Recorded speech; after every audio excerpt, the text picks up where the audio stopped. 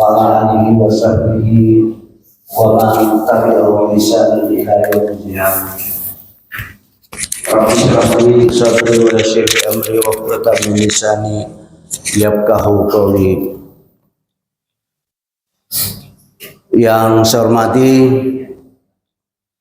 Al-Ustaz Haji Burhansyah MPD selaku ketua berbagai majelis dalam rangka kita memasyarakatkan selawat 40 ini. Beliau juga adalah ketua IKJ Kalimantan Barat, ketua PGRI. Yang saya hormati bapak-bapak para pemuka agama, bapak ibu, para peserta kegiatan pembelajaran selawat 40 dan zikir Ramadia dan Dalailul Khairat yang berbahagia. Pertama-tama saya mengucapkan syukur alhamdulillah, kita sama-sama bersyukur dari Allah Subhanahu wa taala bahwa pada hari ini Allah masih memberikan kesempatan, kesehatan dan hidayah kepada kita sehingga kita bisa kumpul di masjid kita ini dalam acara yang sangat mulia ini. Jadi memang kesehatan, kesempatan, hidayah, iman itu harus nyatu. Kalau ada kesempatan tapi tidak sehat, kita tidak sehat juga nggak bisa kumpul. Sehat tapi karena kesibukan juga nggak bisa kumpul. Dan yang terutama adalah hidayah dan iman.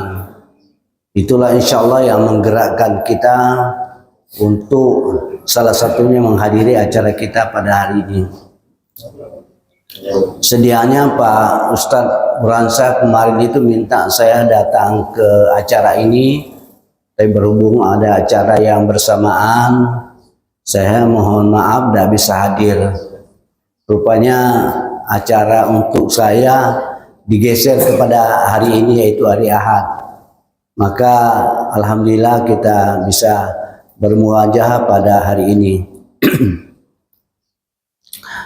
Bapak Ibu yang saya hormati, kita sesungguhnya tidak perlu ragu dan tidak perlu menyaksikan bahwa selawat ini sejatinya yang menulis selawat 40 itu adalah almarhum Al-Mukarram Kiai Haji Abdul Halim Mahmud Al-Yamani.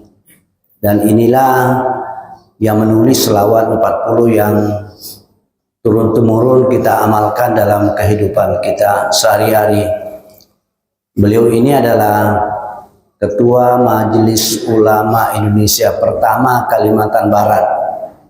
Inilah ketua pertama yang tahun 1978 atau saya kurang ingat itu. Tapi inilah yang pertama. Kalau saya yang diberi amanah untuk menjabat Ketua Majelis Ulama sekarang, sungguhnya saya bukan ulama yang banyak ilmunya.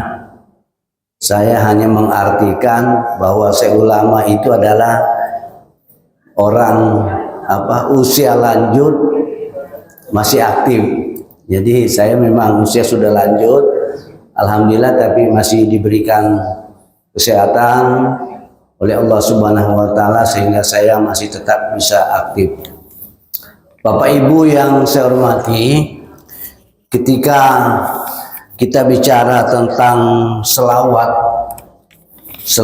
Nabi, selawat kepada Nabi Sallallahu Alaihi Wasallam, ini adalah satu amalan lisan, amalan ucapan, amalan bacaan yang sangat istimewa, adalah amalan yang istimewa dan mulia. Karena amalan selawat ini beda dengan amalan yang lain. Kalau seperti salat itu yang mengerjakan salat itu hanya kita, Allah tidak. Begitu juga dengan yang lain seperti puasa. Yang puasa itu hanya kita, Allah tidak puasa. Dan memang beliau tidak makan dan tidak minum, tidak zakat dan seterusnya. Tapi salawat itu ya kita melaksanakan, tapi Allah justru juga melaksanakannya. Bahkan para malaikat melaksanakan. Seperti yang yang disebutkan dalam Al-Quran surah Al-Ahzab ayat 56. A'udzubillahi minasyaitonirrajim. Innallaha wa malaikatahu yusalluna 'alan nabi. Sesungguhnya Allah dan para malaikatnya itu berselawat kepada Nabi.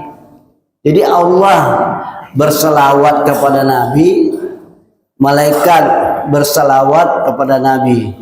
Ya ayyuhallazina amanu sallu alaihi wasallimu taslima. Nah, oleh karena itu Allah memerintahkan orang-orang beriman untuk menyampaikan selawat dan salam kepada Nabi Muhammad SAW. Jadi di situ istimewanya selawat ini. Jadi jangan pernah ragu kita tentang selawat. Allah sendiri melakukan, bahkan malaikat juga. Makanya kita diperintahkan untuk berselawat. Hanya porsinya, fungsinya berbeda.